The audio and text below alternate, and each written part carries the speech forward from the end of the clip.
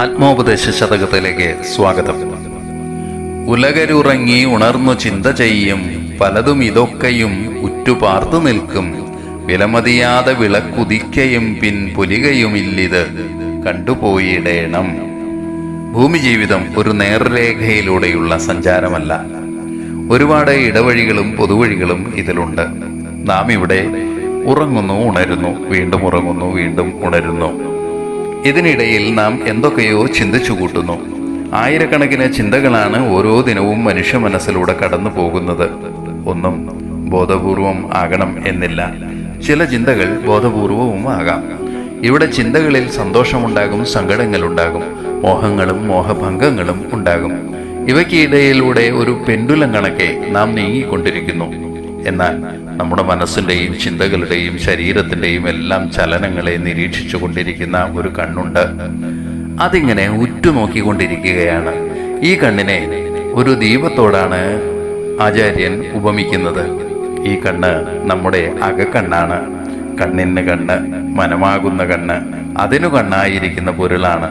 അതാണ് ആത്മദീപം അഥവാ ആത്മപ്രകാശം. ആത്മപ്രകാശം വിലമതിക്കാനാകാത്തതാണ്. അത് അമൂല്യമാണ്, അനശ്വരമാണ്. ഈ വിളക്കിന് ഉദയാസ്തമയങ്ങളില്ല.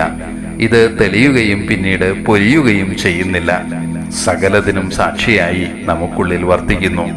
ഇതിനെ കണ്ട് ഇതിനെ മനസ്സിലാക്കി പോകണം, ജീവിക്കണം എന്നാണ് ഗുരുവിന്റെ ഉപദേശം.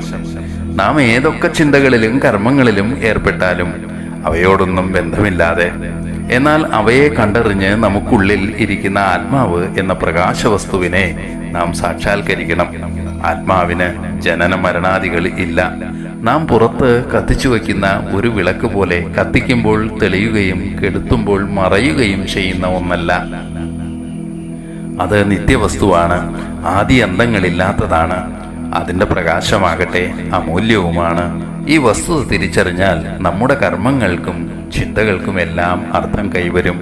അതായത് നമ്മിൽ തന്നെ പ്രകാശിക്കുന്ന ആത്മവെളിച്ചത്തിലാണ് ജീവിതത്തിൽ നാം നടന്നു നീങ്ങേണ്ടത്. മറ്റൊരാളുടെ വെളിച്ചത്തിൽ നടക്കുന്നവർക്ക് ആ ദീപം നഷ്ടമായാൽ മുന്നോട്ട് നടക്കാനായില്ല. അതിനാൽ അന്തര്യാമിയായ ആ പരമപ്രകാശത്തെ അറിഞ്ഞ് ജീവിക്കണമെന്ന് ഗുരു പറയുന്നു.